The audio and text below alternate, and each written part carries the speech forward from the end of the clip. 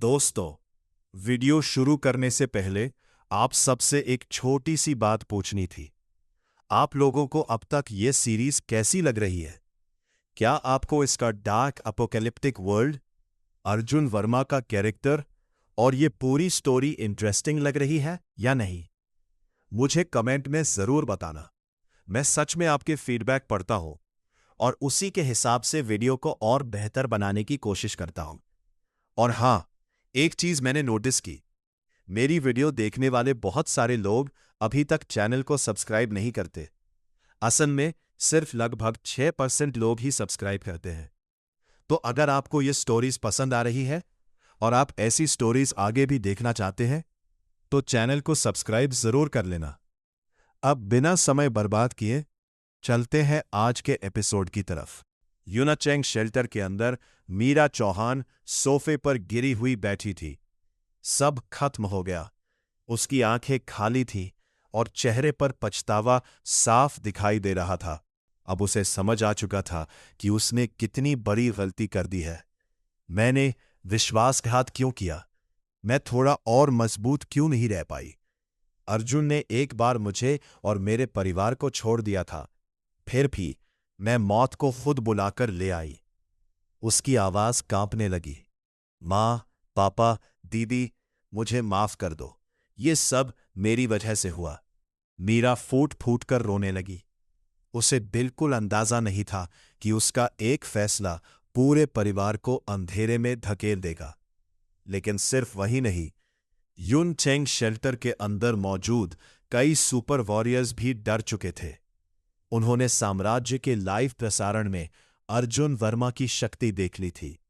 अब बहुत से लोग उसका साथ देने के बारे में सोचने लगे थे, क्योंकि अरविंद चौहान भले ही ताकतवर था, लेकिन वो यहां मौजूद नहीं था। इस समय पूरा यूनचेंग शेल्टर सैटेलाइट लाइव प्रसारण के जरिए शहर के केंद्र को देख रहा था, और जो वहां दिखाई दे रहा था, उसे देखकर हर किसी की रीढ़ में ठंड उतर गई। आज उगने वाला विकृति वृक्ष कल जैसा बिल्कुल नहीं था। उसकी शाखाएं ग्रे रंग की थी और उससे निकलने वाली ऊर्जा बेहद डरावनी लग रही थी। धरती जोर जोर से कांपने लगी। विशाल विकृति वृक्ष जमीन को चीरता हुआ बाहर निकला और कुछ ही मिनटों में 100 मीटर ऊंचा हो गया। लेकिन उसकी वृद्धि रुकी नहीं। उसकी जड़ें मीलों दूर तक जमीन के अंदर फैलने लगी। फिर हवा में एक अजीब सी खुशबू फैलने लगी और उसी पल पूरा शहर पागल हो गया। जिस भी विकृत प्राणी ने उस खुशबू को महसूस किया, वो नियंत्रण खो बैठा। हर दिशा से राक्षस उस वृक्ष की ओर दौड़ने लगे। धरती पर, आसमान में, इमारतों के ऊपर, हर जगह सिर्फ राक्षस ही राक्षस दिखाई दे रहे थे। युनजांग नदी, जो कुछ देर पहले तक शांत थी, अचानक उबलने लगी। पानी फट पड़ा। विशाल समुद्री राक्षस नदी से बाहर निकलने लगे। उसी समय एक विशाल इलेक्ट्रिक ईल पानी से बाहर निकली। उसका शरीर बिजली से चमक रहा था। 10 मीटर लंबा शरीर, और फिर उसने आधा मानव रूप धारण कर लिया। वो तेजी से जमीन पर उतरी और सीधे उस खुशबू की दिशा में दौड़ पड़ी। पूरा शहर अब एक पागल झुंड में बदल चुका था। विकृति वृक्ष लगातार बढ़ रहा था। 500 मीटर, 800 मीटर, 1000 मीटर, फिर भी उसकी वृद्धि नहीं रुकी। उसकी शाखाएं बादलों तक पहुंचने लगी, और जितनी तेजी से वो बढ़ रहा था, उतनी ही तेजी से उसकी खुशबू दूर दूर तक फैल रही थी। अब शहर का हर राक्षस उसकी ओर खींचा चला आ रहा था। चूहों के झुंड, कीड़ों के सैलाब, विशाल पक्षी, अंधेरे से निकलते विचित्र जीव, पूरा शहर जैसे नरक बन चुका था। लेकिन युनजांग नदी के किनारे एक बूढ़ा कछुआ अचानक रुक गया। उसने अपनी पीठ के कवच पर कुछ गणना की, और अगले ही पल उसका चेहरा बदल गया। हे भगवान, यहां कुछ बहुत बड़ा होने वाला है। भागना होगा। छपाक! वो तुरंत पानी में कूद गया और बाकी सभी राक्षसों की उल्टी दिशा में भागने लगा, क्योंकि उसकी प्रवृत्ति उसे चेतावनी दे रही थी, यहां जगह मौत का केंद्र बनने वाली है। सुबह होने तक सिर्फ युनचैंग ही नहीं, बल्कि पूरे छिपे हुए ड्रैगन साम्राज्य में ऐसे ही दृश्य दिखाई देने लगे। लेकिन अजीब बात यह थी कि दूसरे साम्राज्यों में ऐसा कुछ नहीं हुआ। सिर्फ इसी साम्राज्य में विकृति वृक्ष असामान्य रूप से उग रहे थे। और अब शहर के केंद्र से 5 किलोमीटर दूर एक ऊंची इमारत की छत पर अर्जुन वर्मा खड़ा था। उसके साथ 380 सुपर वॉरियर्स मौजूद थे। सभी के चेहरे पीले पड़ चुके थे, क्योंकि जहां तक नजर जा रही थी वहां सिर्फ राक्षस दिखाई दे रहे थे। आसमान काले पक्षियों से भर चुका था। इमारतों पर राक्षस रेंग रहे थे। धरती पर अंतहीन झुंड दौड़ रहे थे। अगर अर्जुन वहां मौजूद ना होता तो शायद उनकी इमारत भी अब तक राक्षसों से भर चुकी होती। एक सुपर वॉरियर कांपती आवाज में बोला, "ये विकृति वृक्ष अब 1000 मीटर से भी ऊंचा हो गया। ये आखिर है क्या?" दूसरा घबराकर बोला, "अगर इससे फल निकले तो वो कितने भयानक होंगे।" लेकिन अर्जुन चुप था। उसकी आंखें लगातार उस विशाल वृक्ष को देख रही थी, क्योंकि उसके पिछले जीवन में ऐसा कुछ कभी नहीं हुआ था। और यही बात उसे सबसे ज्यादा बेचैन कर रही थी। उसके दिल में पहली बार खतरे की भावना पैदा हुई। उसे महसूस हो रहा था, आज जो हो रहा है वो सामान्य नहीं है। उसी समय उसने देखा, विकृति वृक्ष के आसपास अब डिजास्टर लेवल राक्षस भी जमा होने लगे थे। अजीब जीव, ईवन सीड, विशाल पक्षी राजा, कीट सम्राट, सभी उस वृक्ष को लालच भरी नजरों से देख रहे थे। अर्जुन के पीछे खड़े काल और बाकी विचित्र जीव भी बेचैन हो चुके थे। मास्टर, ये कुछ खुशबू हमें पागल बना रही है, काव्या भारी सांस लेते हुए बोली। इस वृक्ष का फल आखिर कितना शक्तिशाली होगा? लेकिन अर्जुन का चेहरा और गंभीर हो गया। उसकी प्रवृत्ति लगातार उसे चेतावनी दे रही थी, यहां कुछ बहुत गलत होने वाला है। लेकिन इतनी बड़ी शक्ति को छोड़कर जाना उसके लिए आसान नहीं था। तभी विशाल विकृति वृक्ष 1500 मीटर तक पहुंच गया। उसकी शाखाएं बादलों को छूने लगीं, और उसी समय दूर समुद्र की दिशा से लाखों समुद्री राक्षस गरजते हुए शहर की तरफ आने लगे। फ्रंट पोजीशन पाने के लिए राक्षस आपस में ही लड़ने लगे। खून की नदियां बहने लगी। टूटे हुए शरीर, फटे हुए अंग, हर तरफ मौत फैल गई। लेकिन तभी अर्जुन ने एक बेहद खतरनाक चीज नोटिस की।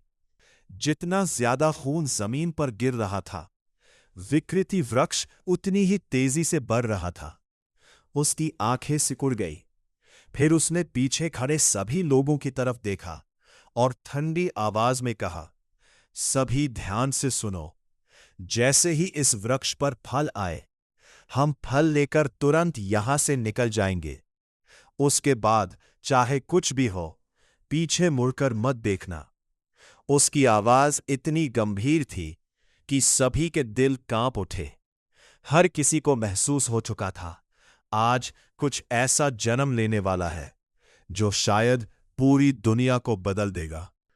आज उगने वाला विकृति वृक्ष इतना असामान्य था कि अर्जुन वर्मा तक बेचैन हो गया था। उसकी आंखें लगातार उस विशाल वृक्ष पर टिकी हुई थी। उसके मन में एक ही सवाल घूम रहा था, आखिर समस्या क्या है? ये सब उसके पिछले जीवन से बिल्कुल अलग क्यों हो रहा है? क्या ये इसलिए हुआ क्योंकि उसने मीरा चौहान को मार दिया था, या फिर इसके पीछे कोई और वजह छिपी हुई थी? अर्जुन चुपचाप उस विकृति वृक्ष को देखता रहा, जो अब हजारों मीटर तक फैल चुका था। उसकी शाखाएं कई किलोमीटर की जमीन को ढक रही थी। हवा में फैली अजीब खुशबू अब पूरे क्लाउड सिटी में फैल चुकी थी। उस खुशबू ने युनजियांग नदी तक को प्रभावित कर दिया था। नदी के अंदर छिपे अनगिनत जल राक्षस पागलों की तरह बाहर निकलने लगे और सीधे उस लगातार बढ़ते विकृति वृक्ष की ओर दौड़ पड़े। अगर ऊपर से पूरा शहर देखा जाए तो ऐसा लग रहा था मानो शहर के बीचों बीच एक विशाल भंवर खुल गया हो, जो पूरे क्लाउड सिटी के करोड़ों विकृत प्राणियों को अपनी ओर खींच रहा था। लेकिन एक अजीब बात थी। विकृति वृक्ष के आसपास के क्षेत्र में अभी तक कोई भी राक्षस प्रवेश करने की हिम्मत नहीं कर रहा था। सभी राक्षस बाहर ही बाहर आपस में लड़ रहे थे, ताकि जब समय आए तो उन्हें सबसे आगे की जगह मिल सके। युनजियांग नदी के नीचे रहने वाले लाखों जल राक्षस भी अब जमीन पर चढ़ चुके थे। हर दिशा से सरसराहटें और गर्जनाएं सुनाई दे रही थी। अगर इस समय यहां दर्जनों परमाणु बम गिरा दिए जाते तो शायद क्लाउड सिटी के 80 से 90% राक्षस खत्म हो जाते। लेकिन उस जगह के लिए अब बहुत देर हो चुकी थी, क्योंकि यह स्थान अब मौत का क्षेत्र बन चुका था। क्लाउड सिटी शेल्टर में मौजूद 8 लाख से ज्यादा लोगों में से शायद आखिर में केवल कुछ ही लोग जीवित बचने वाले थे। धीरे धीरे विकृति वृक्ष बढ़ते बढ़ते 2500 मीटर तक पहुंच गया। उसकी विशाल शाखाएं बादलों के अंदर गायब हो चुकी थीं, और फिर उसकी वृद्धि रुक गई। कुछ सेकंड की खामोशी के बाद उसकी शाखाओं पर चमकते हुए फल उगने लगे।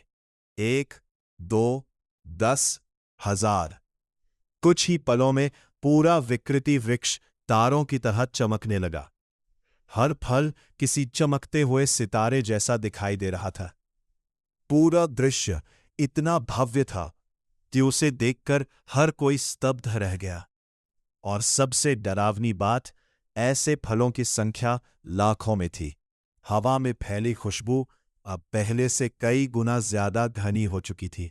उस सुगंध ने आसपास मौजूद राक्षसों को पूरी तरह पागल बना दिया। हर दिशा से दहाड़े गूंजने लगी।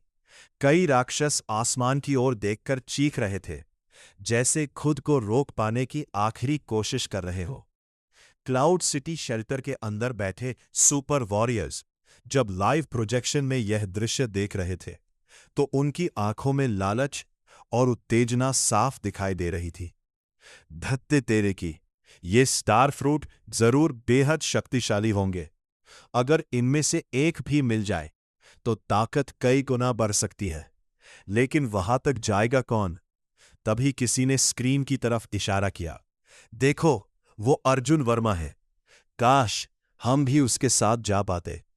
उनकी आवाजों में ईर्ष्या साफ महसूस हो रही थी, क्योंकि हर कोई जानता था अगर किसी के पास इन फलों को हासिल करने की क्षमता है तो वो सिर्फ अर्जुन वर्मा है। उसी समय अर्जुन ने सीधे कैमरे की तरफ देखा। उसे पता था कि क्लाउड सिटी के सुपर वॉरियर्स ये लाइव प्रसारण देख रहे होंगे। विशाल स्टार वृक्ष को देखते हुए उसने शांत लेकिन गंभीर आवाज में कहा, क्लाउड सिटी के सभी सुपर वॉरियर सुन लो। अगर तुम लोग यहां आकर स्टार फ्रूट लेना चाहते हो तो बोरे लेकर यहां आ जाओ, और अगर मेरे साथ चलना चाहते हो तो मैं रास्ता खोल दूंगा। उसकी बात सुनते ही पूरा शेल्टर हिल गया। लेकिन अर्जुन ऐसा सिर्फ दया की वजह से नहीं कर रहा था। उसकी प्रवृत्ति लगातार उसे चेतावनी दे रही थी। जब ये फल पक जाएंगे और कोई इन्हें तोड़ेगा, तब कुछ बेहद भयानक होने वाला है। और अगर उस समय क्लाउड सिटी के सुपर वॉरियर्स कमजोर रहे तो वे कुछ भी नहीं कर पाएंगे। अर्जुन के अंदर अंधेरा जरूर था, लेकिन उसने कभी इंसानों का दुश्मन बनने के बारे में नहीं सोचा था। उसी समय कमांड हॉल के अंदर बैठे विनय सिंह का चेहरा बदल गया। ये आखिर करना क्या चाहता है? उसकी आवाज में गुस्सा और बेचैनी दोनों थे। अगर सभी सुपर वॉरियर्स अर्जुन के पास चले गए तो इस शेल्टर में बचे 8 लाख लोगों की रक्षा कौन करेगा?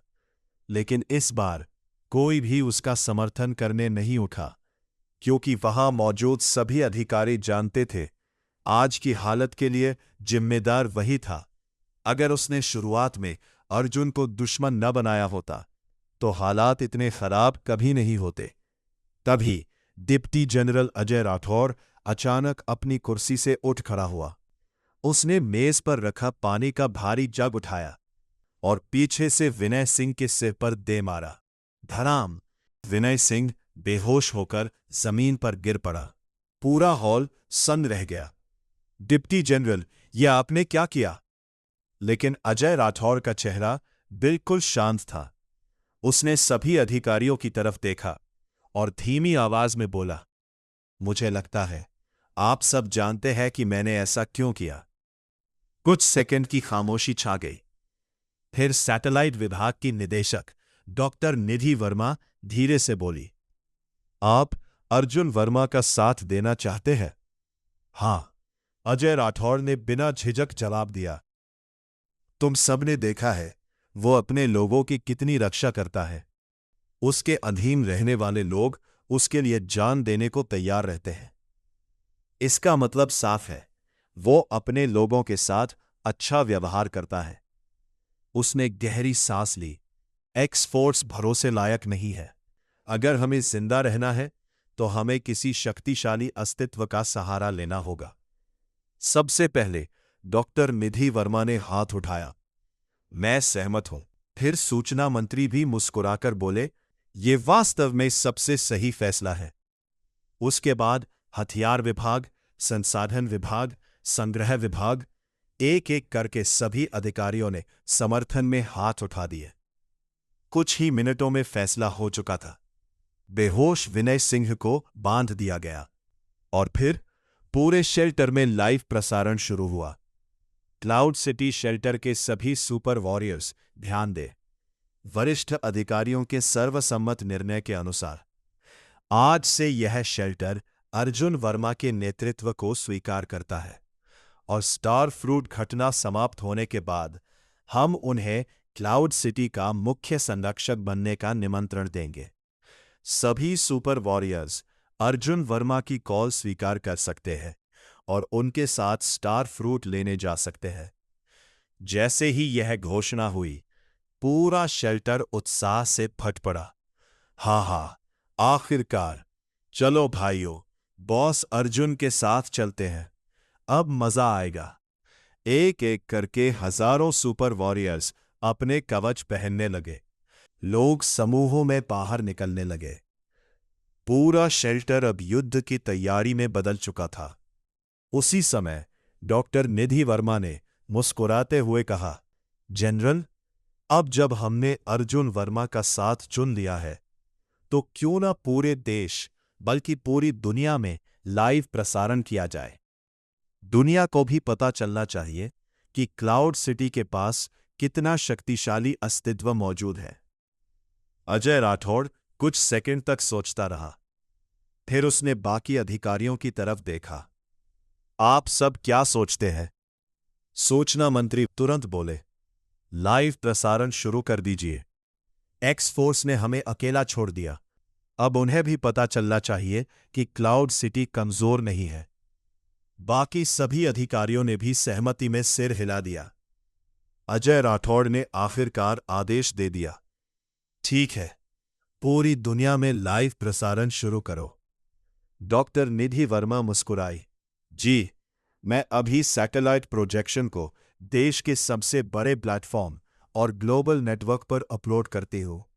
लेकिन उन्हें अभी बिल्कुल अंदाजा नहीं था कि आज का ये लाइव प्रसारण सिर्फ क्लाउड सिटी को नहीं बल्कि पूरी दुनिया को हिला देने वाला था। क्योंकि उसी समय बादलों को चीरता हुआ वो विशाल स्टार वृक्ष धीरे धीरे एक और भयावह बदलाव से गुजर रहा था और अर्जुन वर्मा की आंखों में पहली बार एक ऐसी बेचैनी दिखाई दे रही थी जो उसके पिछले जीवन में भी कभी नहीं हुई थी। जैसे उसे पहले ही एहसास हो चुका हो कि इस बार कुछ ऐसा जागने वाला है जो शायद पूरी मानव सभ्यता के लिए एक नया दुस्वप्न बन जाएगा। और अब पूरी दुनिया की नजरें क्लाउड सिटी पर टिक चुकी थी। आज के लिए बस इतना ही। अगर आपको आज का एपिसोड पसंद आया हो और आप चाहते हैं कि मैं इस सीरीज आगे बढ़ाता रहूं, तो वीडियो को लाइक जरूर कर देना। और ऑनेस्टली, आप लोगों का फीडबैक मेरे लिए बहुत मायने रखता है। कमेंट करके जरूर बताना कि आज का सबसे खतरनाक या पसंदीदा मोमेंट कौन सा था। स्टार वृक्ष का प्रकट होना, लाखों राक्षसों का इकट्ठा होना या फिर अर्जुन वर्मा का पूरी दुनिया के सामने आना। और अगर आप अभी तक चैनल पर नए हो तो सब्सक्राइब जरूर कर लो, क्योंकि आगे आने वाले एपिसोड्स में इस दुनिया का असली रहस्य और भी ज्यादा खतरनाक होने वाला है। तो मिलते हैं अगले एपिसोड में, तब तक के लिए अलविदा।